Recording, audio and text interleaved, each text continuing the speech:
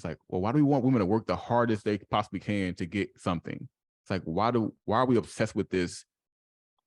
Have to hustle, have to break your back to get somewhere idea when it comes to women. I just don't understand that. But That is an interesting question. We glorify busy and we glorify strong women. And for myself, I had to look at what does it mean to be a strong woman? And that kind of inversion or distortion was like, soldier on, put on a brave face, like do the 9 to 5, juggle all the balls in the air. And that made you a strong woman. And I'm like, this doesn't feel strong at all. Like I just kind of want to crumble into the arms of a man, basically.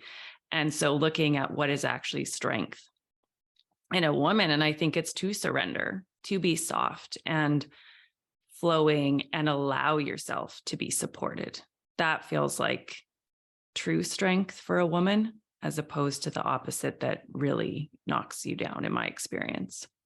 yeah, it's like I said, house of cards, basically, and when you have the house of cards, you kind of, there's already the risk factor or subconscious fear that one day this whole thing will come tumbling down. Just one thing, I'm one thing away from this thing tumbling down. And that's the opposite of what the feminine look for, is stability and security. It's like, yeah, I want to have security. I want to be able to just move freely.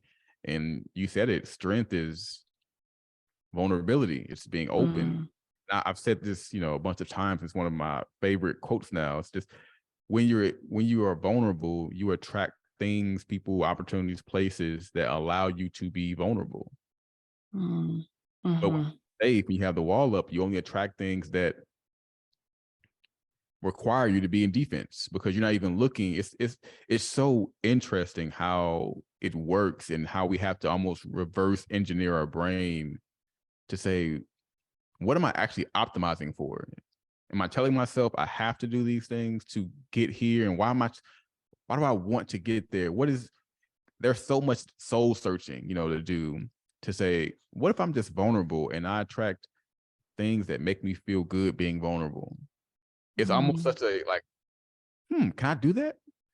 Like giving yourself permission to receive without all of the hustle and struggle.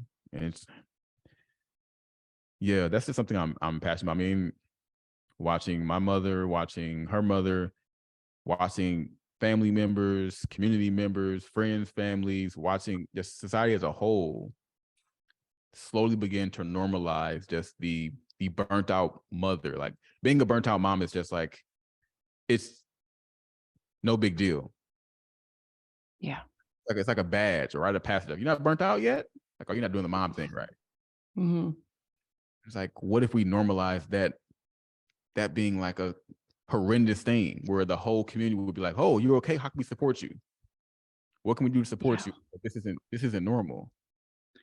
But when we glorify struggle, we don't even glorify support, because support looks like, oh, keep going. Keep doing the things that burn you out. You're going to get there one day. It's like, yeah, you're going to get there and be burnt out. Yeah. And, it's not, it doesn't, I haven't seen a situation where it's worth it to the person who gets to the quote unquote place where they're supposed to feel like they made it. They need to retreat for a while. They need to stop doing everything. They're spiritually bankrupt, emotionally exhausted, and it impacts the body as well. And somewhere along the way, the idea was put maybe in women's mind, and in my experience, that we shouldn't need support. Like I have clients now, and this is something that I really had to lean in to say, like, I need a man. I'll say it to clients and they will literally cringe and be like, I don't need a man. I can do it on my own. And so that idea, even that we didn't need support from other women as like a community or a village or sisters, somewhere along the way, we got it embedded that we don't need support or we don't need a man.